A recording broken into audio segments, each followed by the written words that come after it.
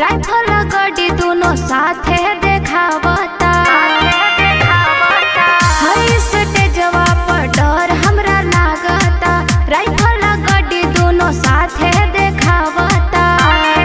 सुन तोरा बोरा भरी के इनाम में मिली रे।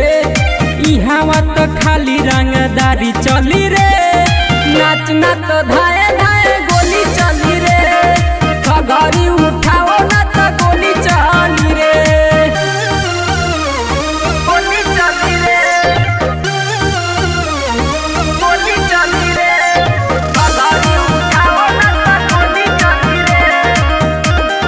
Music by Satish Kushwaha. इहे दबंग के हई पगली एरिया। राइफल से तोहर उठा ली घघरिया।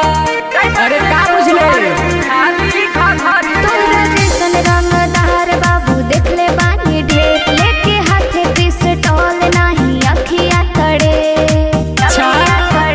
जनी हल्का में लीहे हई बाहुबली रे। चोलिए में खाली हुई राइफल के नली रे। नाचना तो धाए धाए गोली चली रे। घघरी उठाओ ना तो गोली चली रे। गोली चली रे। गोली चली रे। घघरी उठाओ ना तो गोली चली रे। Recording by Satish films studio Garhwa. लगे तू आओ नहीं करी है घमंड गे। ना तो उठा ली तोरा देव आनंद गे।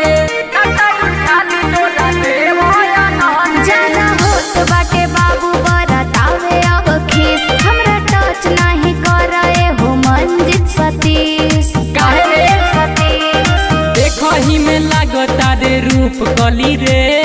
मनबे की अब किडनैप कली रे। नाचना तो धाए धाए गोली चली